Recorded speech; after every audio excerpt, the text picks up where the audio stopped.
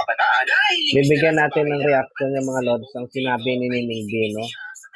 Ito ang sinabi niya, mga lods. Anong ulam? Sa mga kabataan dyan, okay, puro cellphone. Galaw-galaw din. Ang daming tao, mga lods, nakapila. Overload cheese kasi dito. Doon sa sinabi ni Nining B, mga lods, maraming nagagalit, no? Ng mga tao, basher niya. Sa sinabi niya na shout out sa mga kabataan dyan, anong ulam? Ano ba yung mali doon, mga lods, sa sinabi niya? Parang wala naman akong nakita na mali, kundi parang nagbibigay lang ito si Nining B ng inspirasyon sa mga batang walang ginagawa, pa-cellphone-cellphone lang, pahilata lang, umaasa lang sa magulang.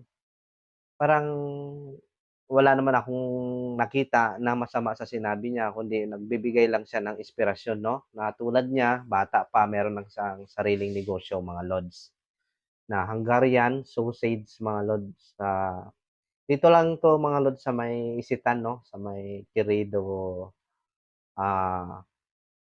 station, mga lods, no? Si Nining B. Yan, mga lods, kung meron kayong time, pwede kayong dumaan. I-try talaga natin kung masarap ang hotdog ni Nining B, no? Ang Hungarian hotdog ni Nining B.